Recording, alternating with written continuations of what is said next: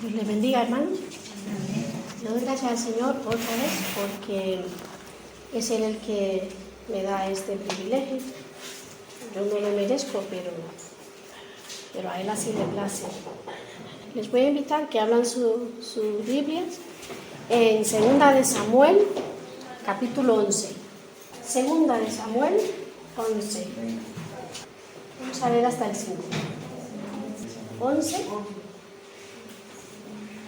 Del 1 al 5. 2 de Samuel 11. Del 1 al 6. Del 1 al 5. Al 5, en principio. Vamos a leer algunos segmentos más, pero en principio vamos a leer del 1 al 5 para empezar. Llegó la primavera, que era cuando los reyes salían a la guerra. Ese año, David envió a Joab y a los jefes de su ejército a pelear contra los amonitas. Pero él se quedó en Jerusalén. Y Joab y todos sus hombres vencieron a los amonitas y conquistaron la ciudad de Rabá. Una tarde, después de haber descansado un poco, David se levantó y comenzó a pasear por la azotea de su palacio. De pronto, vio que una mujer muy hermosa se estaba bañando. David mandó enseguida a uno de sus sirvientes a preguntar quién era ella. El sirviente volvió y le dijo que se llamaba Betsabé, hija de Eliam, y que estaba casada con un hitita llamado Urías. Entonces David mandó a traerla, y cuando se la llevaron, tuvo relaciones sexuales con ella. Luego ella regresó a su casa, pues apenas había tenido su periodo de menstruación y estaba cumpliendo con los ritos de purificación. Betsabé quedó embarazada, así que mandó a decirle a David que iba a tener un hijo suyo.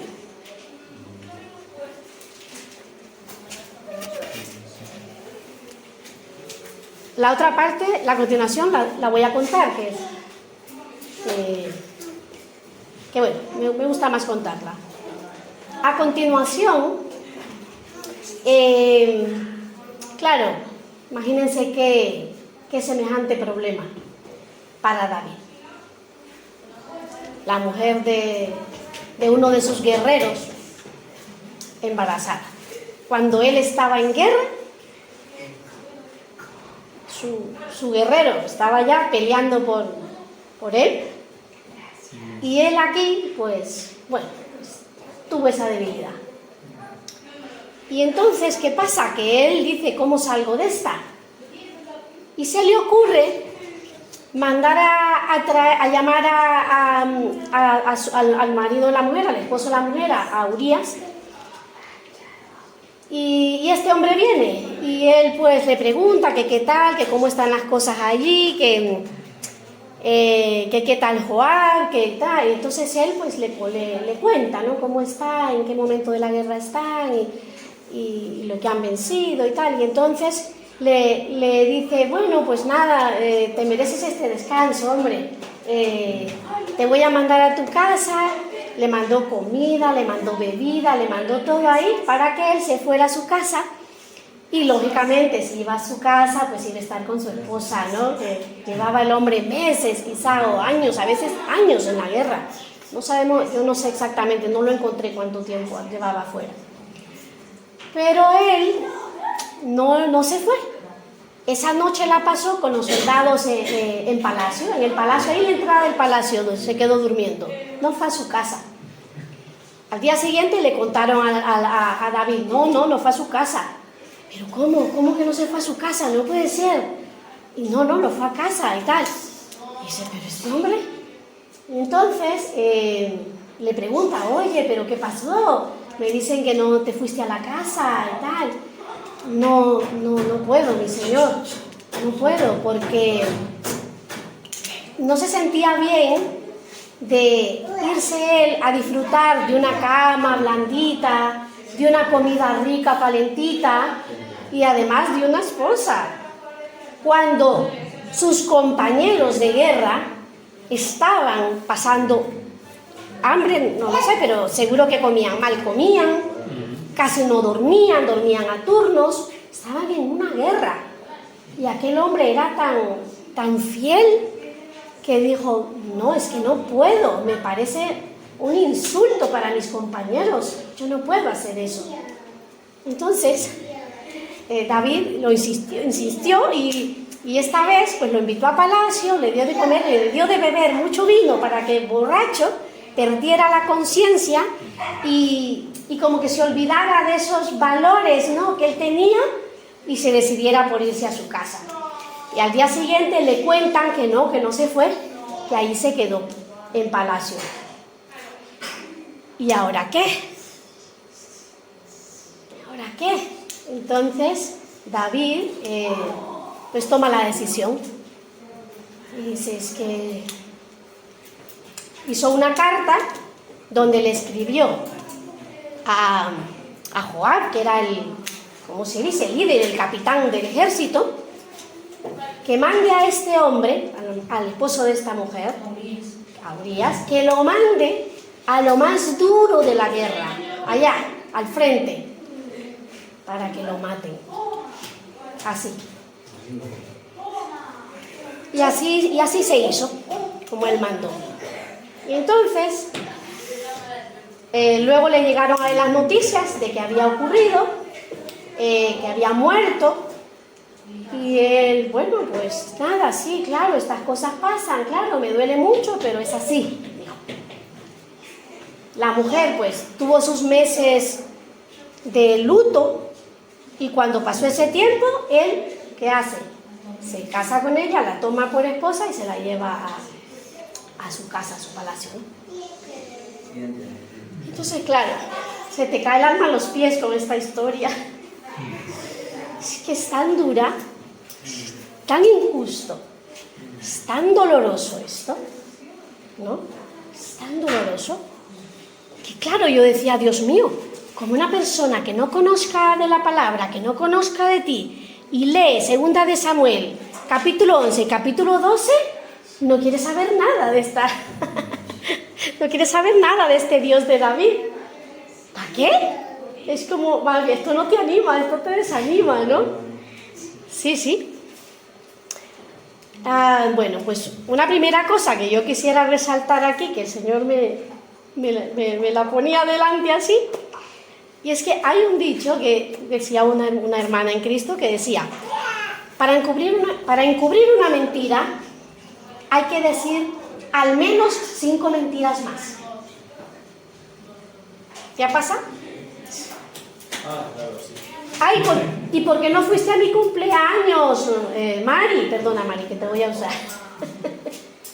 Ay, no, pues realmente es que le cae mal la vecina. Bueno, es un ejemplo. Sí, Mari, ¿por qué no fuiste al cumpleaños? Ay, es que no, viera que no me encontraba bien. ¿Y qué te pasaba?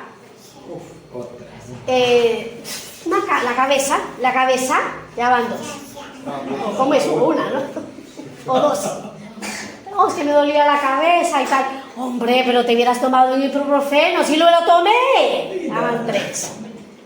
Oh, pero me hubieras mandado a la niña. No la mandé, estaba dormida. 4. Y así podemos ir sumando, ¿no? Fíjate, una mentirijilla. Una mentirita piadosa, que ella la quiso tapar y para sostener esa mentirita primera tuvo que decir 5 más. Esto es así, ¿eh?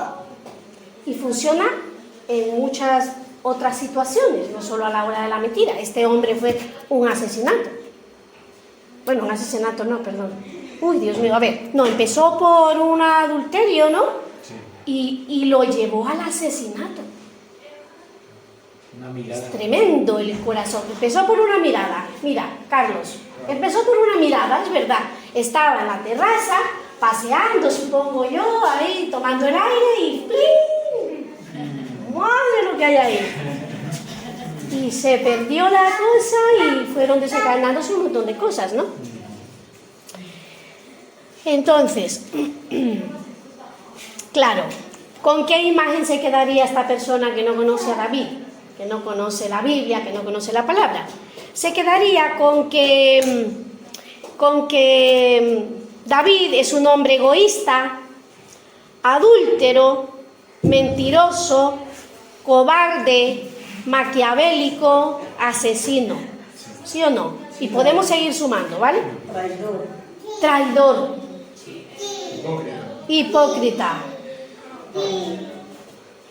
Y podemos seguir sumando.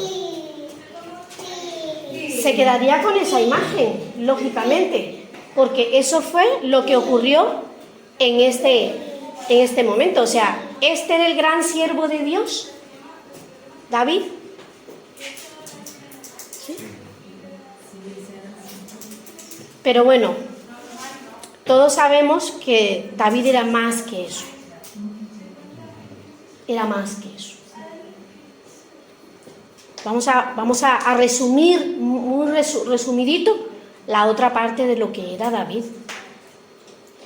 Era un hombre de origen humilde, ¿no? Es decir, no venía de una familia rica, adinerada, no, más bien eran como luchadores, ¿no? Su padre tenía ovejas, tenía cultivos, ¿no? Y en 1 de Samuel 16:12, Dios unge a David. Porque cuando Saúl falla a Dios, entonces el Señor elige un nuevo rey y elige a David y manda a ungirlo. Luego lo podéis leer. 1 de Samuel es un libro muy muy rico. 1 de Samuel, 2 de Samuel, es un libro además que se entiende muy bien, porque va como historia tras historia, es como un cuento que se entiende muy bien. Es un libro muy rico. Bueno, entonces, primero, era el elegido de Dios, David. Halló gracia delante de él.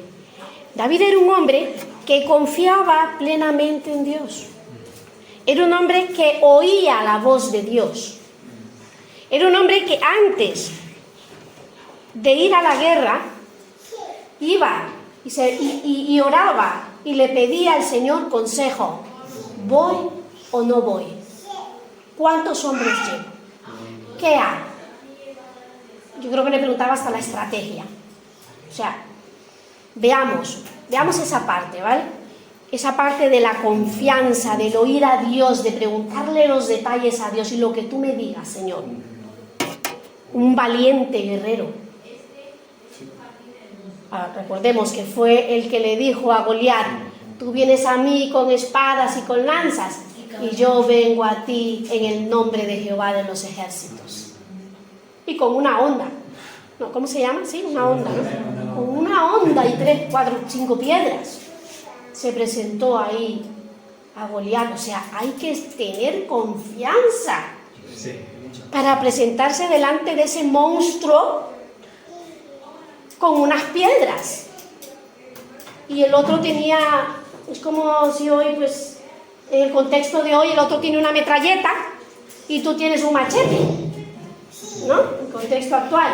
Entonces imaginémonos qué confianza en Dios tenía este hombre. Es que a mí me deja abrumada. Era un hombre leal, muy leal, porque cuando él llegó a casa de Saúl, fue guerrero, peleó para Saúl.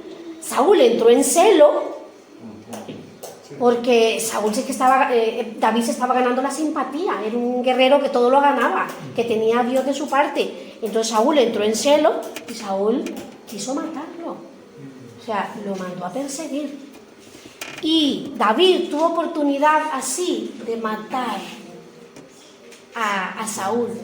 David tuvo oportunidad de matar a Saúl y no lo mató, porque dijo: no voy a matar al ungido de mi Señor. Es alucinante la lealtad de este hombre a Dios primeramente y después al ungido de Dios, ¿no? Luego también un hombre generoso. Una vez que se hizo rey, después de la muerte de Saúl, cuando él era rey, en 2 de Samuel 9:3, él quiso saber si quedaban familiares de Saúl. Y le comentaron que había un hombre que además estaba lisiado, este hombre, no podía andar. Se llama Mefiboset, era hijo de Jonatán. Jonatán ¿Cómo se dice? Mefiboset. Vale. Mefiboset.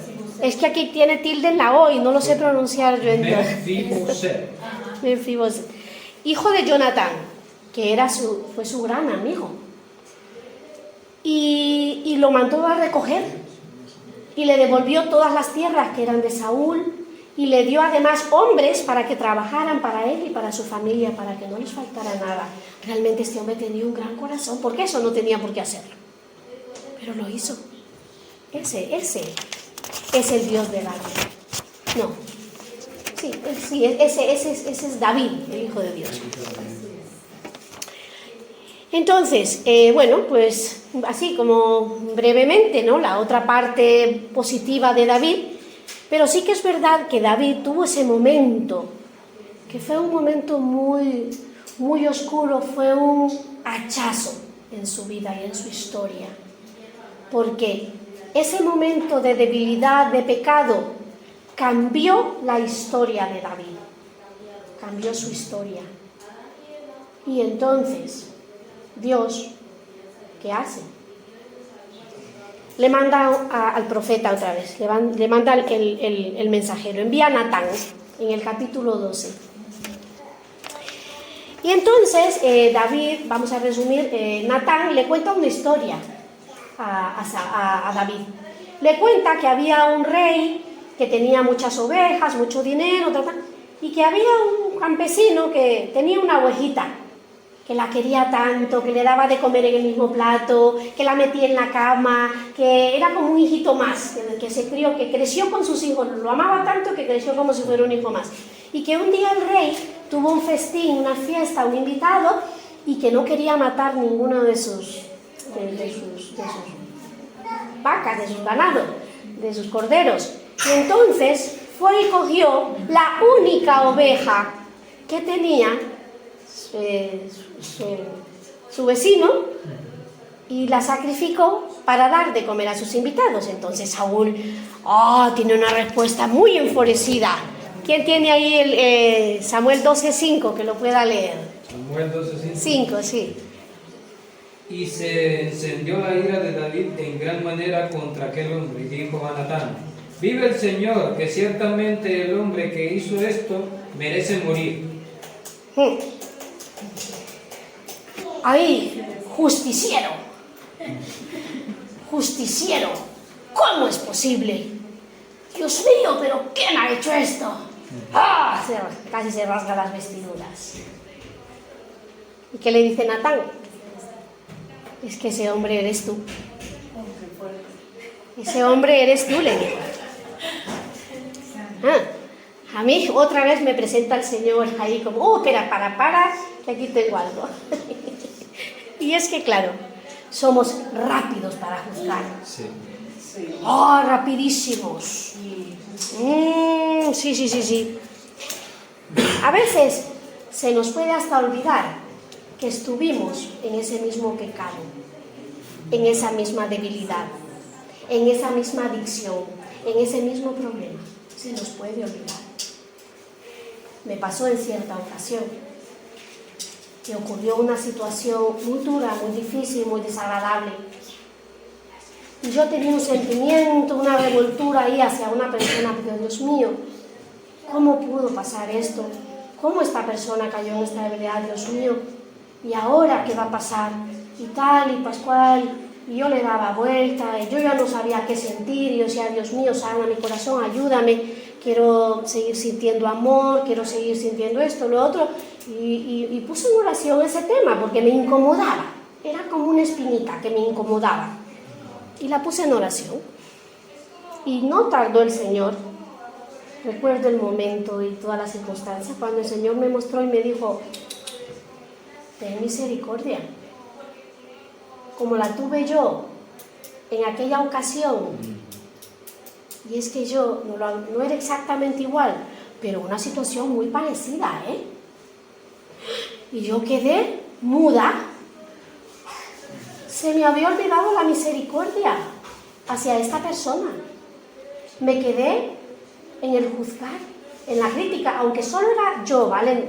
Tampoco soy de la persona que voy a ir al otro, pero yo misma, vamos, yo no necesito a otro, Yo no necesito otro para juzgar, criticar y poner patas arriba al otro. Yo misma, a mí misma me lo cuento y me lo cuento.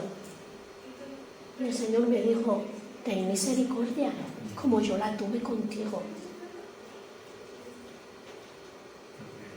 Así que lo recuerdo y no se me olvida y no quiero que se me olvide. A veces se nos olvida que estuvimos perdidos en el pecado también, en la inmundicia, que estuvimos ciegos, no veíamos a Dios, no veíamos sus misericordias cada mañana, no veíamos el camino estrecho, no veíamos, no, pero queremos que el de al lado lo vea ya, es que no lo ve, es que es un desagradecido, es que es un aquí, es un allá, es un acá, cuando nuestro hermano no ve, cuando nuestro hermano está ciego, o el inverso, me da igual. Sordos, no oímos la voz de Dios, ¿ya se nos olvidó? Bueno, no oíamos la voz de Dios nosotros, y a sol de hoy, por ratos no la oímos tampoco. Pero sí que es verdad que estamos prestos cuando vemos que el de al lado no oye, no escucha al Señor. Lo digo por mí, porque a mí el Señor primero me habló a mí, y yo ahora traigo este mensaje para vosotros. ¿Y qué decir cuando un líder falla? ¿Qué decimos? Yo fui muy exigente con mis pastores, ¿vale? Yo, Silvia, fui muy exigente con mis pastores, porque yo pensaba que los pastores tenían que ser íntegros y que no podían meter la pata. Yo la podía meter porque, claro, yo no era pastora. Yo podía cometer errores. Porque, claro, los míos son errores, ¿vale? Los míos son errores. Los del otro son pecados. Pecado y medio, decimos en Honduras. Ese es un pecado y medio. Claro. La gracia. Se nos olvida la misericordia y la gracia para con los demás, para con los siervos, ¿no? Y yo tuve esa mentalidad muchísimos años. Y sinceramente, sé que en algunos momentos no lo hice bien. No lo hice bien, reconozco que no lo hice bien, ¿vale? Porque en lugar de oír y de ir al Señor, ¿no? Y de decir, Señor, aquí está pasando esto, ¿qué hago? Háblame, dime, quiero oír tu voz, ¿no? Bueno, pues me dedicaba yo sola, ¿no? A solucionar los problemas. Y por otro lado, vamos a hacer una de cal y una de arena. Las personas que tenemos pues ciertos ministerios, ¿cómo se le llama? Liderazgo, ministerio, como queramos llamarlo. Sí es cierto que tenemos una responsabilidad muy grande. Yo creo que tampoco podemos escudarnos, ¿vale? Como que sí, somos humanos, sí, y sí, podemos equivocarnos, pero que sepamos que estamos llamados a ser también ejemplo, y ejemplos dignos delante del Señor. Primero, porque nosotros representamos a Cristo. Representamos a Cristo. David le cambió la vida después de esto. Si queréis seguir leyendo, después del capítulo 12, vais a ver todo lo que pasó. Porque Dios amaba mucho a David. Lo amaba. Y por eso no le quitó la vida, dice la palabra. Bueno, porque le amaba y también, no, precisamente lo dice más bien por la reacción de David, que eso lo vamos a ver más adelante. En 2 de Samuel 12, del 17 a ver, Samuel 12, pero voy a revisarlo porque tomé mal nota aquí.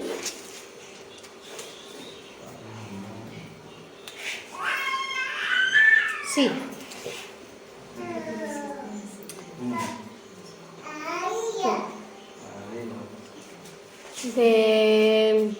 Del 10, a partir del 10, ¿no? A partir del 10, el 10, 11, 12, el Señor 12, 10. le dicta, perdón, 10, capítulo 12, del versículo 10 al 12, el Señor le dicta cuáles son las consecuencias de sus actos.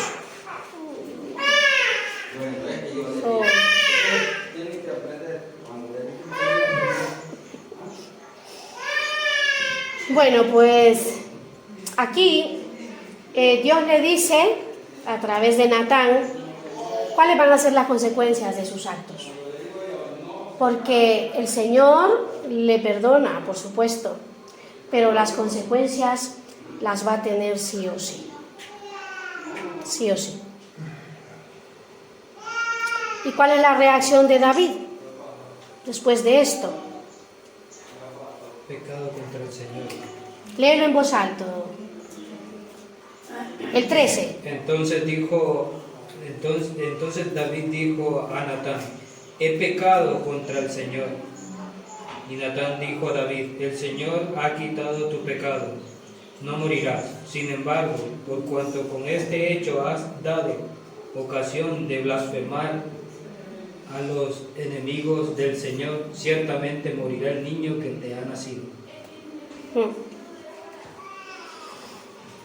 Entonces, nada, ¿qué nos muestra aquí la palabra? Pues muestra a un David arrepentido. Porque también David podría haber echado balones fuera, que no le iba a servir de nada, porque a Dios no lo vamos a engañar. Podemos engañar a nosotros mismos, al hermano, al de al lado, al pastor, pero a Dios no le vamos a engañar.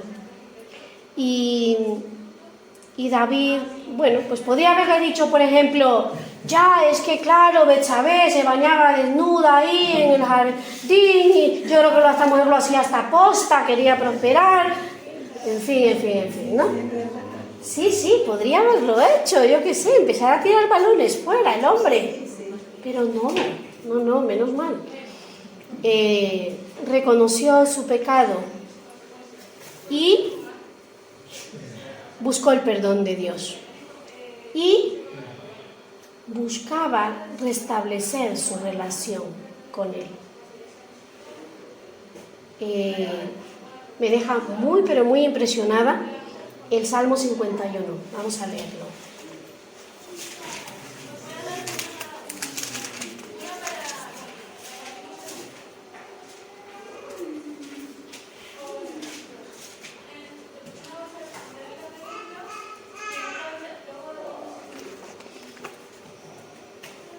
Voy a leer esta versión que me gusta bastante. La vamos a leer hasta el 2.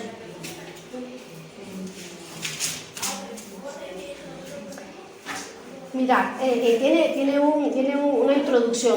Dice: David compuso este salmo después de que tuvo relaciones sexuales con Betsabé. El profeta Natán lo reprendió por haber cometido adulterio. Entonces, la oración de David: Dios mío, tú eres todo bondad, ten compasión de mí. Tú eres muy compasivo, no tomes en cuenta mis pecados. Quítame toda mi maldad, quítame todo mi pecado. Sé muy bien que soy pecador y sé muy bien que he pecado a ti y solo a ti. Te he ofendido, te he hecho lo malo en tu propia cara. Tienes toda la razón de declararme culpable. No puedo alegar que soy inocente. Tengo que admitir que soy malo de nacimiento y que desde antes de nacer ya era un pecador. Tú quieres que yo sea sincero y por eso me diste sabiduría. Quítame la mancha del pecado y quedaré limpio. Lava todo mi ser y quedaré más blanco que la nieve. Ya me hiciste sufrir mucho, devuélveme la felicidad. No te fijes en mi maldad, ni tomes en cuenta mis pecados. Dios mío, no me dejes tener malos pensamientos, cambia todo mi ser, no me apartes de ti, no me quites tu Santo Espíritu, dame tu ayuda y tu apoyo, enséñame a ser obediente y así volveré a ser feliz. A los pecadores les diré que deben obedecerte y cambiar su manera de vivir. Señor, Dios mío, Dios de mi salvación, líbrame de la muerte y entre gritos de alegría te daré gracias por declararme inocente. Abre mis labios y te cantaré alabanzas. Yo con gusto te ofrecería animales para ser sacrificados, pero eso no es lo que quieres, eso no te complace. Para ti, la mejor ofrenda es la humildad. Gloria a Dios. Este hombre, arrepentido, dolido, escribió este salmo en ese momento. Está lleno de arrepentimiento, está lleno de dolor por haber fallado a su Señor. ¿Cuántos de nosotros, al igual que David, hay momentos, hermanos, en que quisiéramos volver atrás? Quisiéramos volver atrás. Quisiéramos que hubiera algo de la máquina del tiempo.